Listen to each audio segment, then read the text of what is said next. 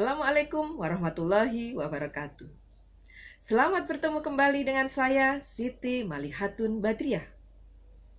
Kali ini dalam video ini saya akan membahas mengenai jaminan fidusia. Tentu kita sudah tidak asing lagi mengenai jaminan fidusia ini. Banyak digunakan dalam kehidupan masyarakat sehari-hari oleh konsumen maupun pelaku usaha. Dalam lembaga pembiayaan, dalam perusahaan pembiayaan atau finance, itu banyak sekali digunakan jaminan fidusia ini. Di samping itu, perbankan juga banyak menggunakan jaminan fidusia ini. Jadi banyak usaha kecil, mikro, menengah maupun usaha besar menggunakan jaminan fidusia ini. Nah, sebenarnya apa jaminan fidusia ini? Nah, inilah yang akan kita bahas pada kesempatan kali ini. Jaminan fidusia sudah ada pengaturan khusus di dalam Undang-Undang Nomor 42 Tahun 1999, yaitu Undang-Undang tentang Jaminan Fidusia. Undang-Undang tentang Jaminan Fidusia ini baru lahir tahun 1999. Namun, apakah jaminan fidusia itu baru ada sejak tahun 1999 itu? Tidak demikian. Sebenarnya jauh sebelum tahun 1999 sudah dipraktekkan jaminan fidusia ini dalam kehidupan masyarakat sehari-hari. Sudah banyak digunakan dalam kehidupan masyarakat, terutama dalam dunia bisnis. Jaminan fidusia itu sudah ada sejak lama. Sejak zaman Romawi sudah dipraktekkan di sana. Kemudian masuk ke Indonesia, masuk ke Belanda, dan masuk juga ke Indonesia. Pada masa Romawi, pada hukum Romawi itu dikenal ada dua lembaga fidusia. Fidusia cum creditor contracta atau janji kepercayaan yang dibuat dengan kreditor. Yang ini adalah merupakan lembaga jaminan. Jadi ada pengalihan hak milik kepada kreditor atas dasar kepercayaan untuk menjamin prestasi debitur kepada kreditor, untuk menjamin pelunasan utang debitur kepada kreditor. Di samping lembaga jaminan ini, pada masa itu juga berkembang lembaga lain yang sebenarnya adalah lebih pada lembaga titipan, yaitu fidusia cum amico contracta, janji kepercayaan yang dibuat dengan teman. Nah, ini adalah lembaga titipan. Jadi masa itu seringkali ketika orang mau melakukan perjalanan, menitipkan bendanya sekaligus adalah hak milik atas benda tersebut kepada orang yang dititipi, temannya tersebut. Nah, nanti ketika orang itu kembali, benda dan hak milik atas benda itu dikembalikan lagi. Nah, ini ada dua lembaga, yang satu adalah jaminan, yang satu adalah lembaga titipan. Kemudian di Indonesia digunakan di dalam Undang-Undang Jaminan Fidusia dengan pengertian yang berbeda. Ada fidusia dan ada jaminan fidusia, supaya tidak ada kerancuan. Nah, jaminan fidusia itu sendiri munculnya adalah karena adanya kesulitan di dalam gadai. Dalam jaminan gadai ada syarat yang namanya syarat in besitstelling, yaitu syarat bahwa benda gadai harus keluar dari kekuasaan pemberi gadai. Nah, ini bisa kita lihat dalam pasal 1152 ayat 2 Kitab Undang-Undang Hukum Perdata, bahwa tiada gadai kalau benda gadai dibiarkan tetap ada di tangan debitur atau kembali dalam kekuasaan debitur dengan atas kemauan kreditor. Nah, jadi benda gadai itu harus keluar dari kekuasaan pemberi gadai. Nah, dalam prakteknya ini seringkali menimbulkan kesulitan, terutama bagi pelaku usaha yang masih akan menggunakan benda yang akan digadaikan itu untuk keperluan usahanya. Karena benda ini untuk keperluan usaha tapi harus dikeluarkan dari kekuasaan pemberi gadai, harus dipegang oleh pemegang gadai. Nah, dalam hal demikian tentu saja sudah tidak bisa digunakan lagi oleh pemberi jaminan. Nah, kemudian dalam praktek ada muncul suatu lembaga jaminan baru. Jadi bendanya itu tetap ada dalam tangan pemberi jaminan.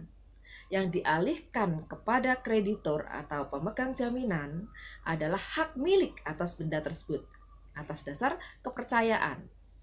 Nah, pengalihan hak milik ini kepada kreditur itu tidak dimaksudkan untuk mengalihkan hak milik selama-lamanya, tidak seperti dalam jual beli. Karena ini maksudnya adalah untuk menjamin pelaksanaan utang debitur kepada kreditur, untuk menjamin pelunasan utang debitur kepada kreditur. Sehingga jika nantinya debitur sudah melunasi utangnya, maka hak milik atas benda ini akan dikembalikan lagi kepada pemberi jaminan. Kemudian praktek ini berkembang dalam kehidupan masyarakat, sampai akhirnya terjadi suatu kasus tidak diakui ada jaminan ini karena dianggap bahwa ini menyimpang dari gadai. Karena dalam gadai, benda gadai harus keluar dari kekuasaan pemberi gadai. Nah, ini berkembang bahwa ada benda sebagai jaminan tapi tetap dikuasai oleh pemberi gadai. Sampai kemudian sengketa ini diajukan ke pengadilan. Dan ternyata kemudian pengadilan berpendapat bahwa ini bukan praktek gadai, sehingga bukan menyimpang dari gadai, tetapi ada suatu lembaga jaminan baru yang berbeda dengan gadai. Jadi kemudian ini menjadi jurisprudensi Mahkamah Agung dan diikuti terus dan berkembang dalam kehidupan masyarakat sampai kemudian di Indonesia ada Undang-Undang Nomor 42 Tahun 1999. Jadi sebelum tahun 1999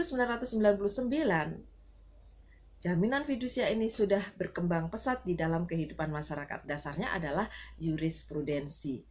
Nah, kemudian setelah keluarnya Undang-Undang Nomor 42 Tahun 1999 ini, maka kemudian jaminan fidusia didasarkan pada peraturan perundang-undangan tersebut, yaitu Undang-Undang Nomor 42 Tahun 1999. Nah, dalam hal ini ada perbedaan yang sangat jelas ya, sangat signifikan bahwa berdasarkan Undang-Undang Nomor 42 Tahun 1999, objek jaminan fidusia ini tidak hanya benda bergerak saja, tetapi bisa juga benda tidak bergerak. Namun, benda tidak bergerak yang tidak dapat dibebani dengan hak tanggungan maupun hipotek. Sedangkan pada masa dulu itu biasanya hanya benda bergerak saja. Dan pada masa dahulu sebelum berlakunya Undang-Undang Nomor 42 Tahun 1999, jaminan fidusia ini tidak didaftarkan. Sedangkan menurut Undang-Undang Nomor 42 Tahun 1999, jaminan fidusia itu harus ada pendaftaran. Nah, ini lebih memberikan kepastian hukum dalam praktek pelaksanaan jaminan fidusia. Lalu apa pengertian jaminan fidusia itu sendiri? Nah, ini kita bisa lihat dalam pasal 1, angka 1 dan angka 2 Undang-Undang Nomor 42 Tahun 1999. Pada pasal 1 angka 1, di situ disebutkan fidusia adalah pengalian hak kepemilikan atas suatu benda berdasarkan kepercayaan dengan ketentuan bahwa benda yang dialihkan hak miliknya tadi tetap berada di tangan pemilik benda. Kemudian dalam pasal 1 angka 2, di situ dikatakan jaminan fidusia adalah hak jaminan atas benda bergerak, baik berwujud maupun tidak berwujud.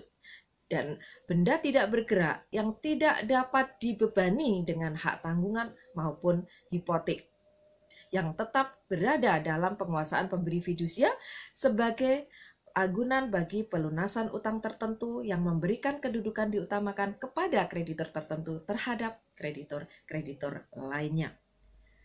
Nah, dari pengertian fidusia dan jaminan fidusia di dalam Undang-Undang Nomor 42 Tahun 1999 ini, undang-undang tersebut membedakan fidusia dan jaminan fidusia. Namun ini saling terkait.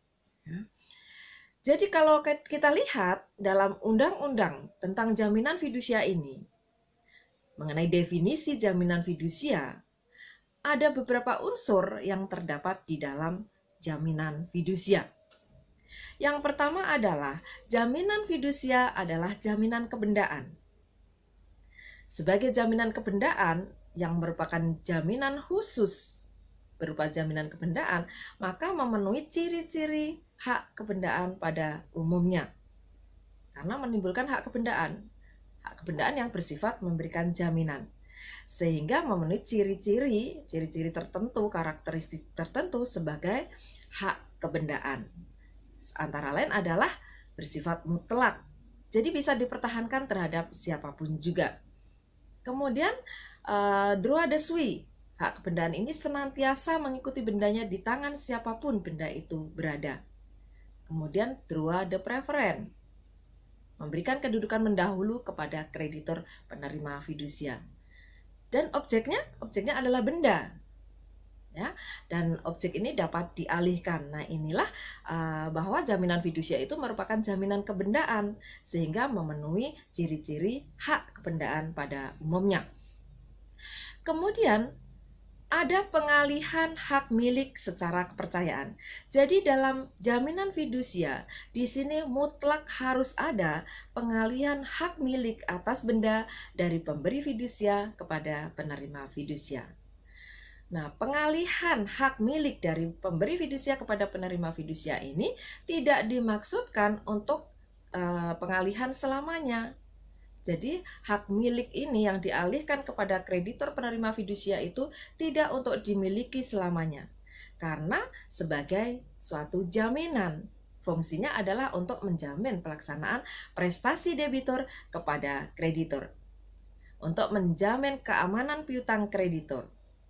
Untuk menjamin pelunasan utang debitur.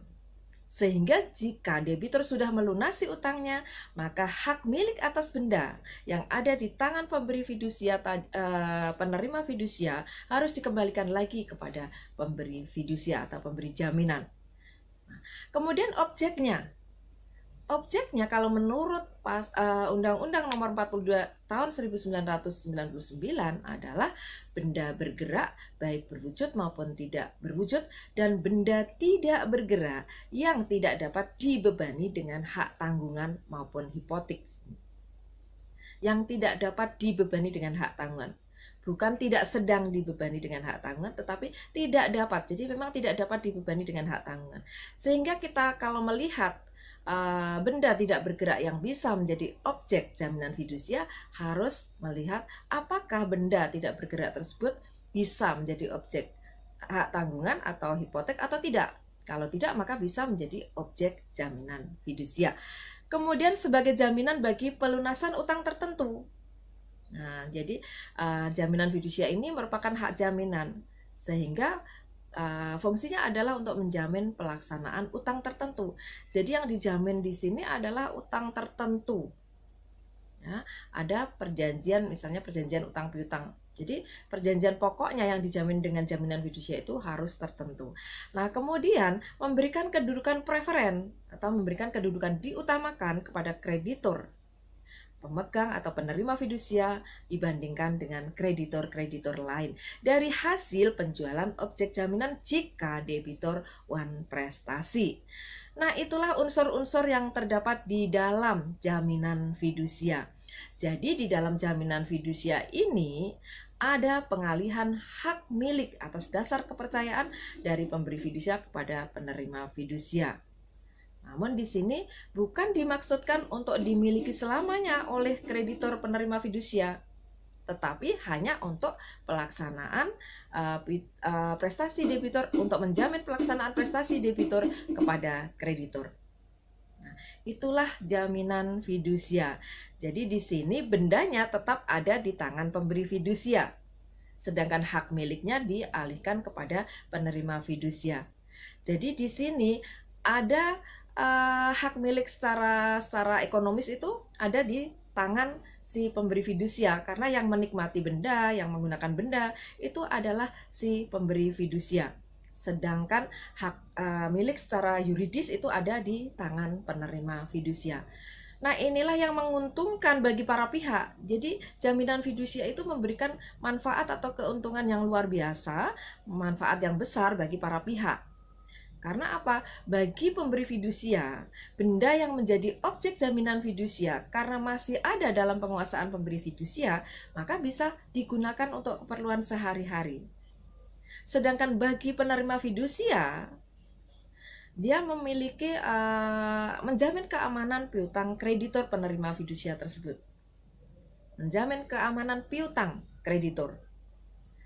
Jadi ada jaminan khusus di sini, ada jaminan kebendaan yang sifatnya mutlak, sehingga memberikan perlindungan hukum yang kuat kepada penerima jaminan, yaitu penerima fidusia. Demikian apa yang bisa saya sampaikan mengenai jaminan fidusia pada kesempatan malam hari ini. Terima kasih atas perhatian teman-teman semua, para pemirsa semuanya. Mohon maaf apabila ada kekurangan. Dan jangan lupa subscribe, like, komen, dan share kepada teman-teman semua. Terima kasih. Wassalamualaikum warahmatullahi wabarakatuh.